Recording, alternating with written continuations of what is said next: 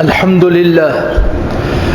لله نحمده ونستعينه ونستغفره ونعوذ بالله من شرور أنفسنا وسيئات أعمالنا من يهده الله فلا مضل له ومن يضلله فلا هادي له وأشهد أن لا إله إلا الله وحده لا شريك له وأشهد أن محمدا عبده ورسوله صلى الله عليه وسلم. أعوذ بالله من الشيطان الرجيم من حمده ونفخه ونفثه.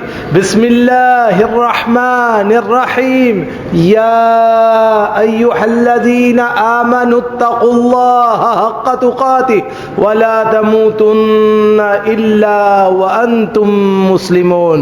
يا أيها الذين آمنوا اتقوا الله وقولوا قولا سديدا يصلح لكم أعمالكم ويغفر لكم ذنوبكم ومن يطع الله ورسوله فقد فاز فوزا عظيما.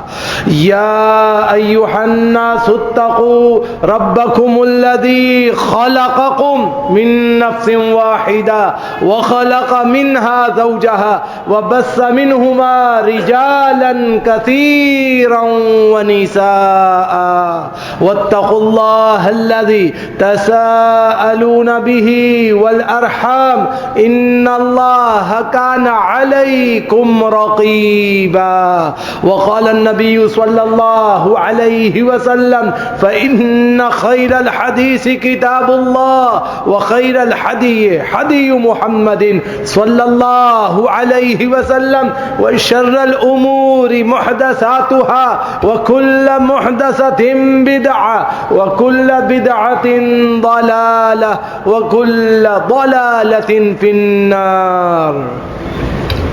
أما بعد أن عائشة رضي الله تعالى عنها أن النبي صلى الله عليه وسلم بعث رجلا على سرية وكان يقرأ لأصحابه في صلاتهم فيختم به قل هو الله أحد. فلما رجعوا ذكروا ذلك لرسول الله صلى الله عليه وسلم فقال سألوه لأي شيء يصنع ذلك فسألوه فقال لأنها صفة الرحمن عز وجل فأنا أحب أن أقرأ بها. فقال النبي صلى الله عليه وسلم فأخبروه أن الله يحبه. اما بعد. مختصر سی حمد و ثنا کے بعد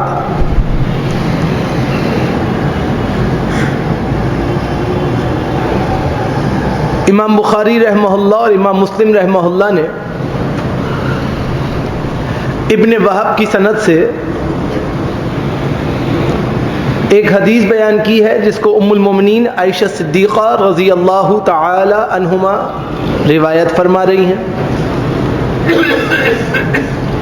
فرماتی ہیں ان النبی صلی اللہ علیہ وسلم بے شک اللہ کے نبی علیہ الصلوۃ والسلام نے بعث رجلا علی سریہ ایک آدمی کو ایک اسلامی لشکر کا امیر بنا کر روانہ کر دیا.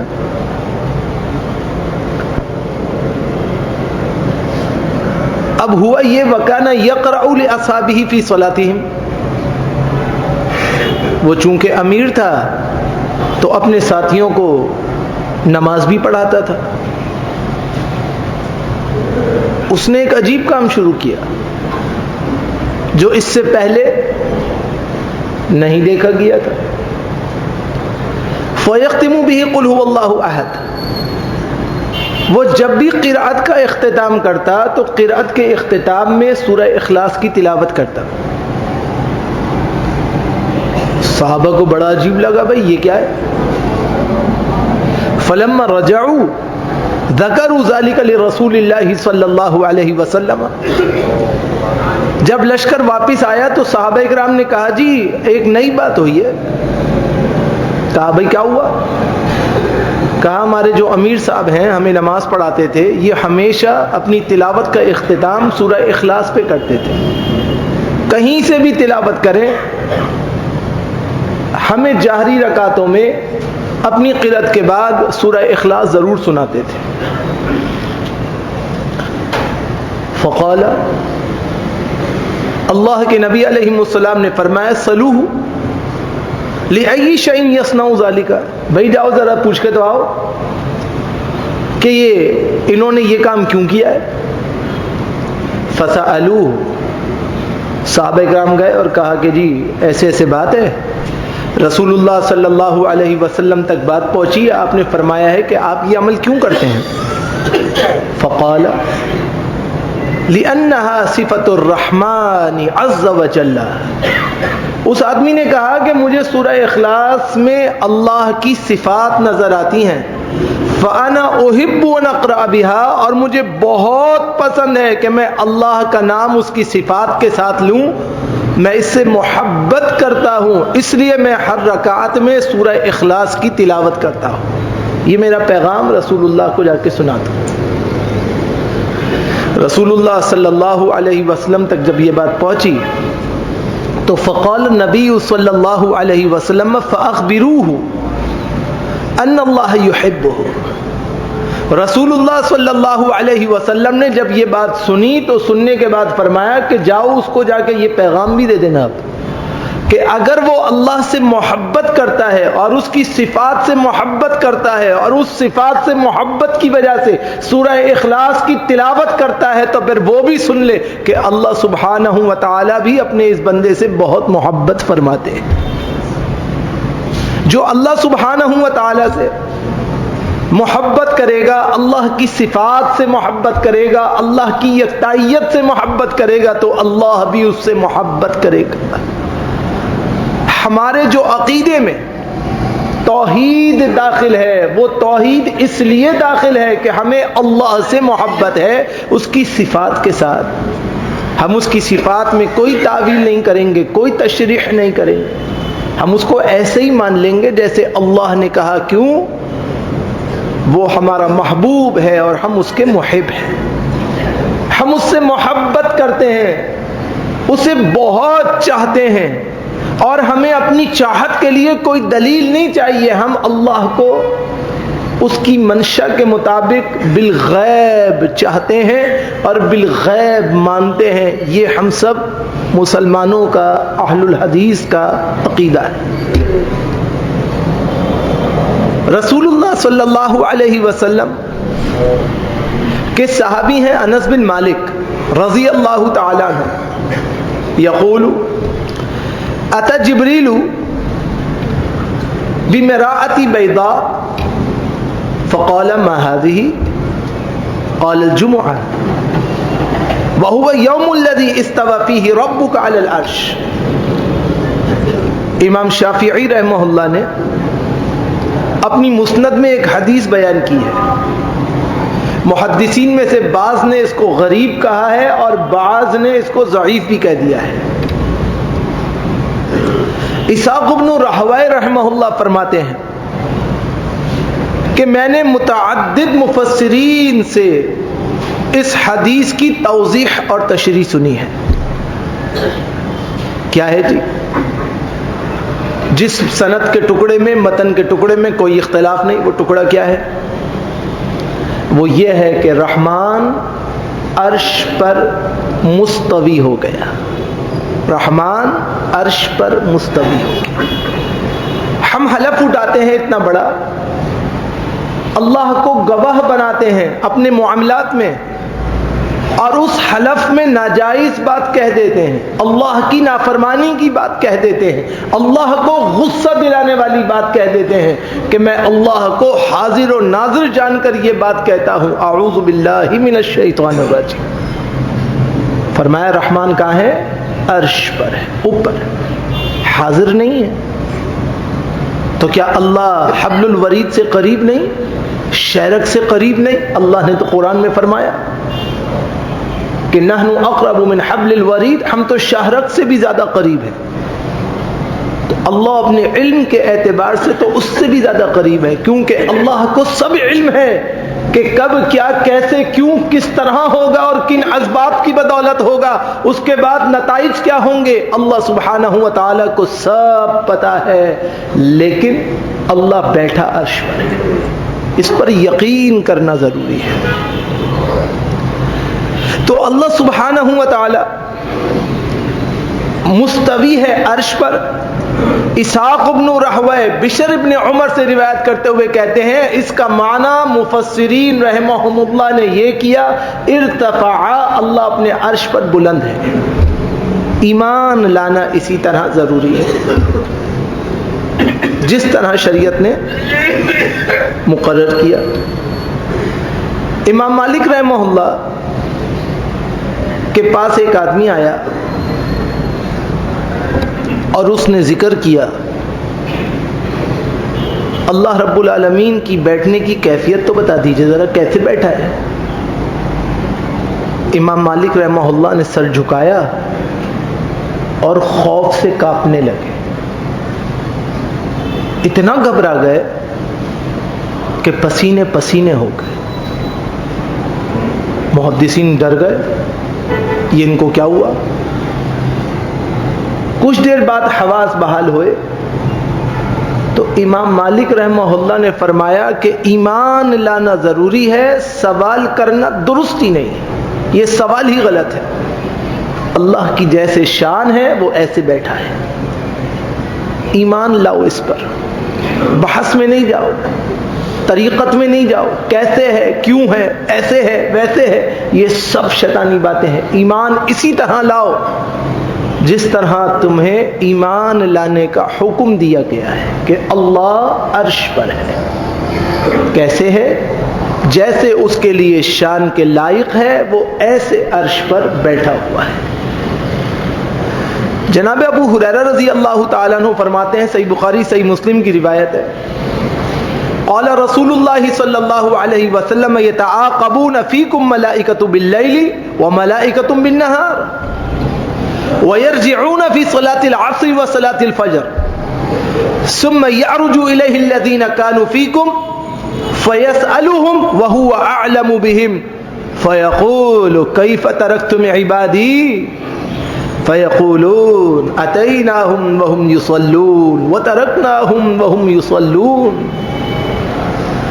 جناب رسول اللہ صلی اللہ علیہ وسلم فرما رہے ہیں تمہارے پاس دن اور رات باری باری فرشتے آتے ہیں جو عصر کی نماز میں اور فجر کی نماز میں واپس پلٹتے ہیں۔ جو فجر میں آتے ہیں وہ عصر میں چلے جاتے ہیں، جو عصر میں آتے ہیں وہ فجر میں چلے جاتے ہیں اور پھر واپس آسمان پہ چڑھ جاتے ہیں۔ اللہ سبحانہ و تعالی حالانکہ جانتا ہے پھر بھی پوچھتا ہے میرے بندوں کو کس حال میں چھوڑ کر آئے ہو؟ جو نمازی ہے اس کے بارے میں فرشتے کیا کہتے ہیں؟ اللہ ہم ان کے پاس گئے وہ اس وقت بھی نماز میں مصروف تھے اور آپ کے پاس آئے اس وقت بھی وہ نماز میں مصروف تھے۔ اللہ سبحانہ و تعالی نے ڈیوٹی آرز اس طرح سیٹلڈ کیے ہیں کہ کل قیامت کے دن جب سارے لوگ تمہاری مخالفت پہ کھڑے ہوں گے اللہ نامہ اعمال کو کھول کے دکھائے گا، دیکھو یہ نماز پڑھ رہے تھے۔ لوگ نہیں مانیں گے، اللہ فرشتوں کو کھڑا کرے گا جو تمہارے ڈیوٹی انچارج ہیں، بھائی تم نے خود اپنی آنکھوں سے دیکھا، وہ گواہی دیں گے اللہ ہم آپ کے پاس آئے نماز میں تھے۔ اللہ کہے گا اور ثبوت چاہیے، چلو دوسرے ڈیوٹی یارڈ والے سے پوچھتے ہیں تم آئے تو کیا کر رہے تھے؟ اللہ جب ہم آپ کے پاس آئے تب بھی یہ نماز پڑھ رہے تھے۔ اللہ تمہارے لیے گواہیوں کو جمع کر رہا ہے تاکہ اللہ کے عدل پہ حرف نہ آئے اور تمہیں تمہارے گناہوں کے باوجود اللہ سبحانہ و تعالی بچا لے۔ کیوں؟ اس لیے کہ تم وہ عقیدہ رکھتے ہو جس عقیدے میں اللہ سے محبت ہے۔ ہم توحید اس لیے توحید نہیں کرتے کہ عقیدے کا صرف بنیادی جزو ہے، ہم توحید اس لیے کرتے ہیں کہ یہ ہماری عقیدت بھی ہے، ہماری محبت بھی ہے، ہماری اصل بھی ہے۔ اللہ ہے تو ہم ہیں، اللہ نہیں ہے تو کچھ بھی نہیں۔ اللہ سبحانہ و تعالی پر یقین محکم کرنا، اللہ سبحانہ و تعالی پر مضبوط یقین رکھنا، ایمان کی جزویت میں داخل ہے۔ اسی لیے اللہ سبحانہ و تعالی فرماتے ہیں آمنتم من فی السماء ان یخسف بکم الارض، کیا تم اس بات سے بے خوف ہو گئے ہو لوگو کہ وہ ذات جو آسمان میں ہے یعنی اللہ تمہیں زمین میں دھنسا دے؟ کیا تم اس بات سے بے خوف ہو گئے؟ تمہیں ڈر نہیں لگتا اللہ سے؟ ساری کائنات کے مالک سے مسئلہ کرتے ہوئے تمہیں ڈر نہیں لگتا؟ وہ جو اوپر بیٹھا ہے وہ چاہے تو زمین میں دھنسا دے۔ اللہ سبحانہ و تعالی نے مزید ارشاد فرمایا جناب عیسیٰ علیہ السلام کو، انی متوفیک ورافعک الی، اے عیسیٰ میں آپ کو پورا لینے والا ہوں اور آپ کو اپنی جانب اٹھانے والا ہوں، میں آپ کو پورا کا پورا اٹھا لوں گا۔ کیسے اللہ سبحانہ و تعالی نے جناب عیسیٰ کو دشمنان کے شر سے باہر نکالا، اور کیسے اللہ دوبارہ زمین میں اتاریں گے، اور کیسے اللہ ان کی روح قبض فرمائیں گے، اور پھر کیسے ان کی تدفین ہوگی، اور پھر وہ قیامت کے دن اٹھیں گے دوبارہ، یہ سب اللہ سبحانہ و تعالی نے ترتیب دے رکھا ہے، اور اشارہ فرما دیا ہے کہ وہ اللہ نے اٹھایا کہاں؟ اپنے پاس ہی اٹھایا نا، اپنے پاس ہی بلایا نا، کہاں ہے؟ جہاں ہے وہاں اٹھایا۔ عیسیٰ اوپر اٹھے تھے، تمام عقیدے والے، تمام مذاہب والوں کا یہ یقین ہے کہ عیسیٰ اوپر گئے تھے، لیکن اللہ کی بات جب آتی ہے تو کہتے ہیں اللہ اوپر نہیں ہے۔ نعوذ باللہ، یہ سمجھ کا بہت ہیر پھیر ہے، یہ نادانی کی بات ہے کہ اللہ کو ہر جگہ سمجھنا کہ اللہ ہر جگہ ہے، اللہ اوپر ہے۔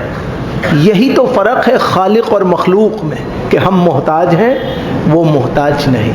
ہم کرنے کے لیے کسی بھی شے کے مجبور کر دیے گئے ہیں کہ اس شے کے بغیر یہ کام نہیں ہوگا۔ اللہ تمام مجبوریوں سے آزاد ہیں، جو چاہتے ہیں فرماتے ہیں۔ اللہ سبحانہ و تعالی کے لیے کوئی سبب، کوئی وجہ، کوئی شے معنی نہیں رکھتی۔ لا مانع لما اعطیت ولا معطی لما منعت ولا ينفع ذا الجد منك الجد۔ اللہ جس کو دینا چاہے اسے کوئی روک نہیں سکتا، اور جسے روکنا چاہے اسے کوئی دے نہیں سکتا، اور کوئی بزرگی والا ساری کائنات میں آ جائے وہ اللہ کے مقابلے میں کوئی حیثیت نہیں رکھتا۔ اللہ کے پیارے نبی جناب محمد رسول اللہ صلی اللہ علیہ وسلم فرما رہے ہیں، امام بخاری اور امام مسلم رحمہ اللہ کی شرائط پر حدیث ہے، ان المیت تحضره الملائکہ فاذا كان الرجل الصالح قال اخرجی ایتها النفس الطیبہ كانت في الجسد الطیب ثم يعرج بها إلى السماء فيستفتح لها فيقال من هذه فيقال مؤمن كان فيقولون مرحبا بالنفس الطيبة ادخلي حميدة وأبشري بروح وريحان ورب غير غضبان فلا يزال يقال لها ذلك حتى ينتحي بها إلى السماء التي فيها الله تعالى۔ جناب ابو ہریرہ رضی اللہ عنہ فرما رہے ہیں، جناب رسول اللہ صلی اللہ علیہ وسلم نے فرمایا جب کسی شخص کی وفات کا وقت قریب ہوتا ہے تو فرشتے اس کے بدن کے پاس قریب آ جاتے ہیں، اگر تو وہ آپ کی طرح الحمدللہ نیک ہے تو اسے کہتے ہیں اے پاکیزہ جسم میں رہنے والی پاکیزہ روح، اللہ کے حکم سے نکل جاؤ۔ وہ روح بآسانی نکل جاتی ہے اور فرشتے اسے آسمان کی طرف لے کر چڑھتے ہیں۔ اس روح کے لیے آسمان کے دروازوں پر دستک دی جاتی ہے تو سوال ہوتا ہے کہ کون ہے؟ فرشتے جواب دیتے ہیں کہ یہ مومن آدمی کی روح ہے، اوپر جانے کی اجازت چاہتی ہے۔ تو فرشتوں میں سے بعض کی آواز آتی ہے کہ بہت ہی پاکیزہ روح ہے، ہم اس کو خوش آمدید کہتے ہیں۔ اس کی تعریفات توصیفات کرتے ہوئے، مدح سرائی کرتے ہوئے اسے دعوت دی جاتی ہے کہ جائیے اچھے لوگوں کی روحوں میں شامل ہو جائیے، آپ کے لیے راحت ہو اور آپ کے لیے نعمتوں والی غذائیں ہوں، اور آپ کے لیے سب سے بڑا انعام کہ نا غصہ ہونے والے رب کی رضا عطا ہو۔ اسے مسلسل یہی مبارکبادیں دی جاتی رہتی ہیں، یہاں تک کہ اس آسمان تک اس کی روح پہنچ جاتی ہے جہاں پہ اللہ سبحانہ و تعالی ہے۔ پھر اللہ سبحانہ و تعالی کے حکم سے اس کی روح کو جمع کر لیا جاتا ہے۔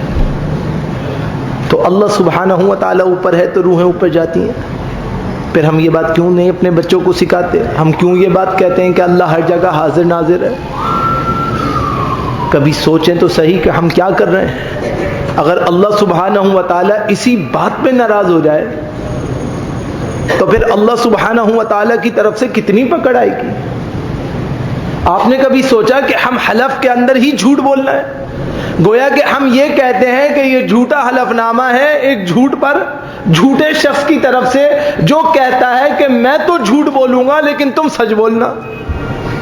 تو جھوٹے شخص کے جھوٹ پر جو حلف نامہ ہو وہ سچ کیسے ہو سکتا ہے، اور اس پر ایفا کیسے ہو سکتا ہے، اور اس پر عمل کیسے ہو سکتا ہے؟ یہی وجہ ہے کہ ہم حلف کو حلف نہیں سمجھتے، ایک کاغذ کا ٹکڑا سمجھتے ہیں، ایک ایگریمنٹ پیپر سمجھتے ہیں، اور اس کو جب چاہتے ہیں مانتے ہیں، جب چاہتے ہیں موڑ توڑ کے پھینک دیتے ہیں۔ ہمیں پتہ ہی نہیں کہ یہ اتنی بڑی چیز ہے کہ اللہ کے ہاں اس کے بارے میں سوال ہوگا۔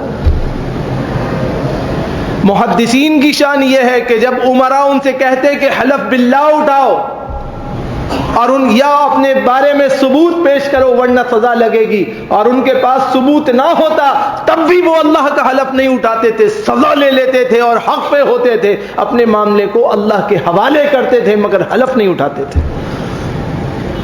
لوگ کہتے تھے کہ اگر آپ سچے ہیں تو حلف اٹھا لیں، ہم گواہی دیں گے آپ سچے ہیں، ہمیں پتا ہے کہ آپ سچے ہیں۔ وہ کہتے تھے تمہیں نہیں معلوم اللہ کی ذات کا حلف اٹھانا کتنی بڑی چیز ہے۔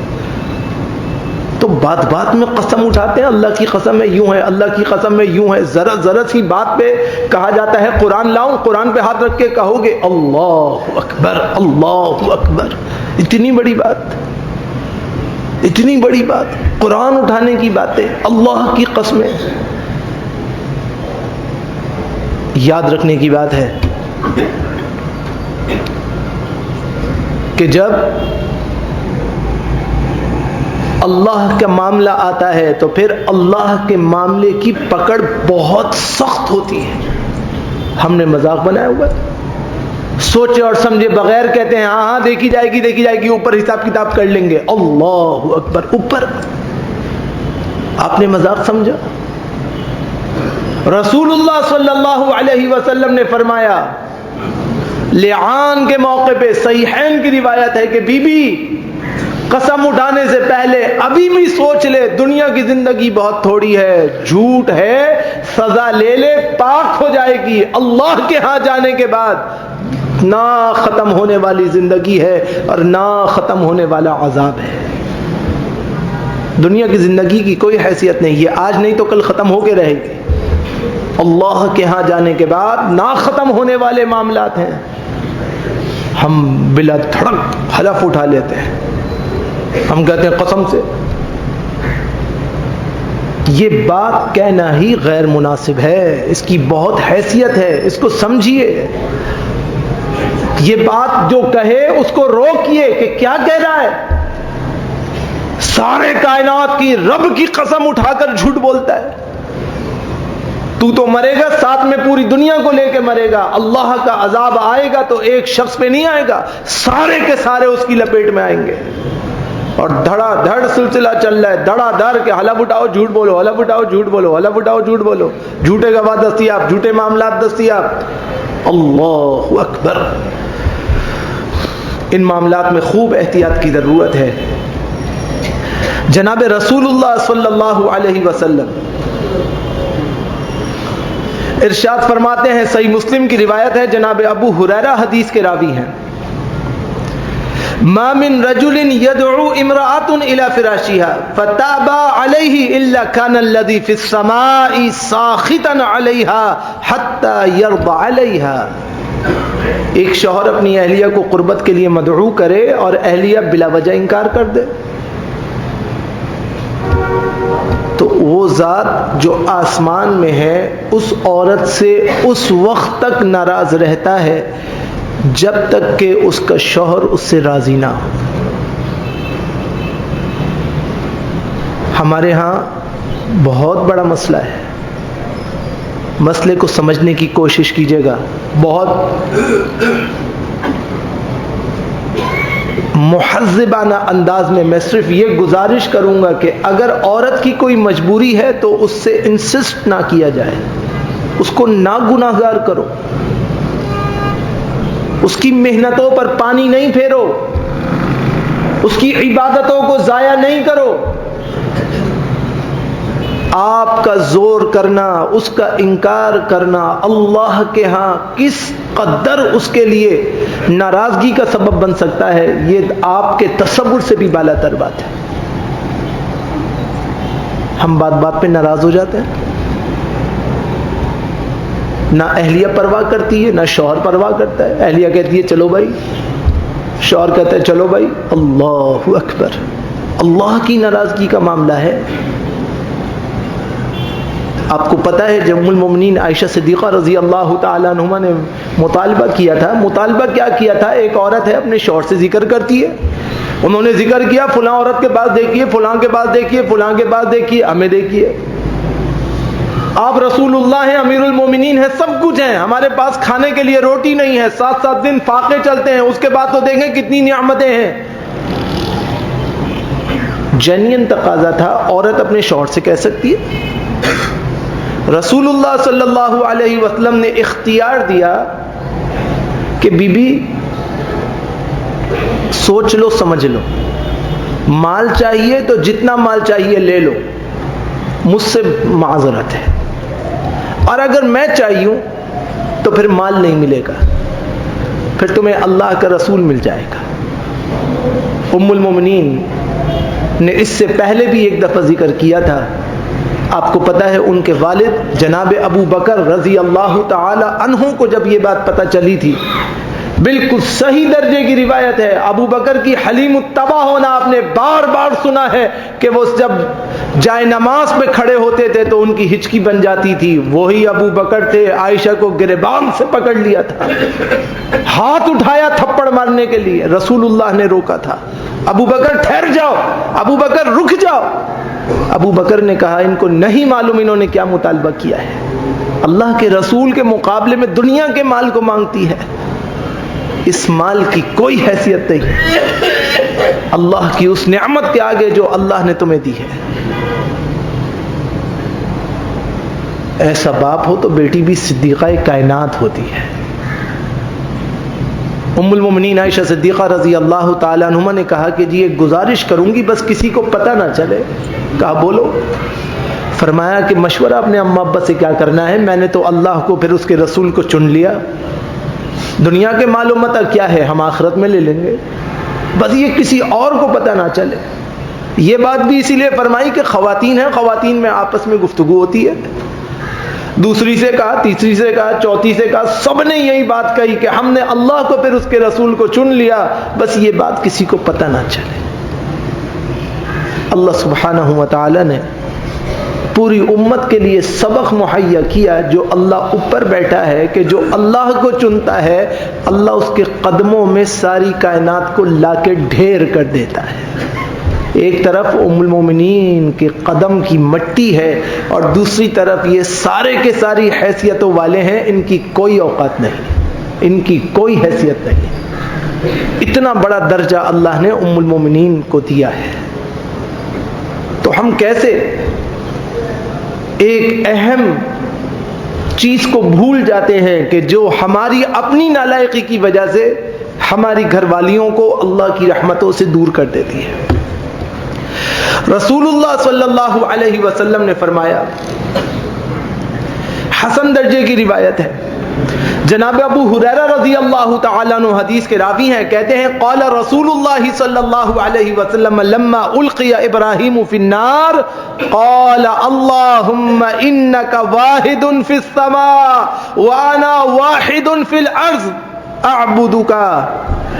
جناب ابراہیم کو جب آگ میں جھونکا گیا تو ابراہیم نے تامل سے کام نہیں لیا، سستی نہیں کری، گھبرائے نہیں، پریشان نہیں ہوئے، دعا کی اے اللہ میں اعلان کر رہا ہوں کہ آپ آسمان میں اکیلے رب ہیں اور اللہ میں دنیا میں اکیلا آپ کا بندہ، آپ کا نام لینے والا ہوں، یہ سارے کے سارے میرے مخالف ہیں مگر اللہ میں آپ کا نام لیتے ہوئے اس آگ میں کودوں گا، باقی آپ کی مرضی ہے۔ ساری کائنات نے دیکھا تھا، ساری کائنات نے دیکھا تھا کہ جس گرگٹ نے اس آگ میں پھونک ماری تھی، رسول اللہ صلی اللہ علیہ وسلم نے فرمایا اس کو ایک ضرب میں مارو گے تو اللہ 100 نیکیاں دے گا، جبکہ گرگٹ بھی تو اللہ نے پیدا کیا تھا۔ اللہ کے خلیل کے لیے جلائی ہوئی آگ میں پھونکے مارتا ہے، اللہ کے نبی نے اس کو ذلیل اور فویسق قرار دیا ہے، جہاں ملے جیسے ملے اسے مار دو، پہلی ضرب میں مارو گے 100 نیکیاں، 2 ضربوں میں مارو گے 50 نیکیاں، 3 ضربوں میں مارو گے 25 نیکیاں، اس کے بعد جتنی بھی ضربوں میں مارو گے اللہ 10 نیکیاں عطا کرتا رہے گا، اس لیے کہ یہ ابراہیم خلیل الرحمن کا دشمن تھا، اس کی کوئی خیر نہیں۔ ابراہیم نے یہی تو کہا تھا نا، اللہ آپ اکیلے ہیں، میں آپ کو یکتا مانتا ہوں، میں آپ کا بندہ ہوں، کوئی بات نہیں، آگ بھی آپ نے بنائی، جان بھی آپ نے دی، کود جاتا ہوں، کود گئے، بال بھی بانکا نہیں ہوا۔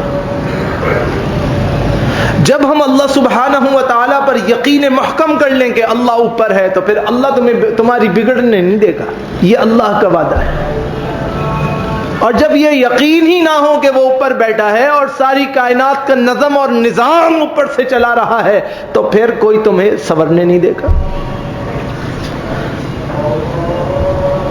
جناب رسول اللہ صلی اللہ علیہ وسلم ارشاد فرما رہے ہیں، امام ترمذی رحمہ اللہ اپنی کتاب میں حسن درجے کی روایت لائے، رسول اللہ صلی اللہ علیہ وسلم نے فرمایا یا حسین کم تعبد الہا قال 6 فی الارض وواحد فی السماء قال فأیہم تعد لرغبتک ورحبتک قال الذی فی السماء۔ حسین ابن عبید خزاعی رسول اللہ صلی اللہ علیہ وسلم کے پاس آیا تو رسول اللہ صلی اللہ علیہ وسلم نے پوچھا، ہاں بھائی، مسلمان نہیں تھا نا، پوچھا ہاں بھائی کتنی معبودین کو پوچھتا ہے؟ بڑے سننے کی بات ہے، کام کی بات ہے، کتنے معبودین کی پوجا کرتا ہے؟ کہنے لگا 6 معبود، 6 معبودین کو مانتا ہوں دنیا میں، اور اوپر والے ایک آسمان کے معبود کو مانتا ہوں۔ کہا تو یہ آسمان میں نہیں؟ کہا نہیں۔ وہ نیچے نہیں؟ کہا نہیں، اوپر والا الگ ہے، نیچے والے الگ ہیں، نیچے والے 6 کو مانتا ہوں، اوپر والے 1 کو مانتا ہوں، جو اوپر ہے وہ اکیلا ہے۔ رسول اللہ صلی اللہ علیہ وسلم نے کہا اچھا یہ بتاؤ کہ جب کوئی خوشی یا غمی کو شمار کرنا ہو تو پھر کس معبود کو مانتے ہو اور کس سے رجوع کرتے ہو؟ کہا اس ایک سے رجوع کرتا ہوں جو آسمان میں ہے، کیونکہ خوشی بھی وہ دے سکتا ہے، غمی بھی وہ دے سکتا ہے، یہ دنیا کے جو معبودین ہیں ان کے بس کی کوئی بات نہیں۔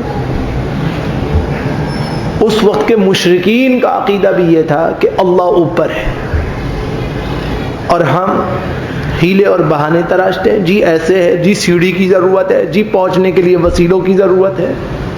میرے بھائی یہ سب وہ باتیں ہیں جو غیر مناسب ہیں، جب تک ہم خود نہیں سمجھیں گے اپنے بچوں کو نہیں سمجھا سکیں گے۔ بچوں کو پیدائش سے، چھوٹے عمر سے بتائیے اللہ اوپر ہے، اللہ اوپر ہے، اللہ آسمان میں ہے، اوپر ہے، اوپر ہے، اوپر ہے۔ اتنا سکھائیے کہ جب اسے کہا جائے کہ اللہ ہر جگہ حاضر ناظر ہے تو وہ کہے نہیں، اللہ ہر جگہ حاضر ناظر نہیں ہے، اللہ اوپر ہے اور ہر جگہ اپنی نظر رحمت فرماتا ہے، اس کے علم میں ہر چیز ہے۔ لیکن جب ہم خود نہیں جانے ہوئے ہوں گے تو پھر ہم کیسے کہیں گے؟ رسول اللہ صلی اللہ علیہ وسلم کے پاس ایک غلام یا لونڈی آئی اور نبی صلی اللہ علیہ وسلم نے اس سے صرف ایک سوال کیا اور کہا کہ یہ بتا دے اللہ کہاں ہے؟ اس نے کہا اللہ تو اوپر ہے۔ اس کو کسی نے غور سے نہیں سمجھا تھا صحابہ اکرام میں۔ رسول اللہ صلی اللہ علیہ وسلم نے پوچھا اللہ کہاں ہے؟ کہا اللہ اوپر ہے۔ بالکل صحیح درجے کی روایت میں امت ان کا لفظ ہے، لونڈی نے کہا تھا اللہ اوپر ہے، میرا یقین ہے اللہ اوپر ہے۔ رسول اللہ صلی اللہ علیہ وسلم نے فرمایا یہ تو مومنہ ہے، یہ غلام بن ہی نہیں سکتی، یہ آزاد ہے۔ جس کو اللہ نے آزاد کر دیا ہے اسے کوئی غلام نہیں بنا سکتا۔ مومنہ ہے، ایمان والی ہے، اتنا بڑا یقین رکھتی ہے کہ اللہ اوپر ہے۔ لہذا میرے بھائی ہم سب کو چاہیے کہ ہم توحید کو سمجھیں۔ انشاءاللہ ما ثبت بالسنہ جو کچھ قرآن و حدیث کے اندر ذکر ہے اپنی ناقص سمجھ کے حساب سے تھوڑا تھوڑا ذکر کریں گے تاکہ ہمیں پتہ تو چل جائے کہ اللہ کہاں ہے، اور اس کو اچھی طریقے سے سمجھنے کی بہت ضرورت ہے۔ لیکن اللہ کے لیے اس کے لیے تشدد کو ختم کرنے کی ضرورت ہے، دوسروں پہ فتوے لگانے کی کوئی حاجت نہیں ہے، کیونکہ لوگوں کو پتہ ہی نہیں ہے۔ جب پتہ نہیں ہے تو غلط کام کر رہے ہیں، جب ہم سیکھ لیں گے ہمیں پتہ چل جائے گا تو انشاءاللہ الرحمن ہم خیر خواہی کے ساتھ آگے دوسروں کو سمجھا سکیں گے۔ جب نیت میں اخلاص ہو کہ ہم نے سیکھنا ہے آگے سکھانا ہے تو اللہ اس نیت پہ بھی اجر دیتا ہے، اور صرف دوسروں پہ بات کرنے سے نقصان ہوتا ہے۔ مسلمان اپنی زبان کا تحفظ کرتا ہے اور مسلمان کسی پر عیب جوئی نہیں کرتا، مسلمان ہمیشہ تحفظ کرتا ہے۔ لہذا زبان کے تحفظ کرتے ہوئے اللہ کی ذات و صفات کو پہچانیے اور اس کو یقین میں تبدیل کیجیے۔ اللہ سے دعا کرتا ہوں رب العالمین ہمیں راسخ العقیدہ بننے کی توفیق نصیب فرمائے۔ اقول قولی ھذا استغفر اللہ لی ولکم ولسائر المسلمین۔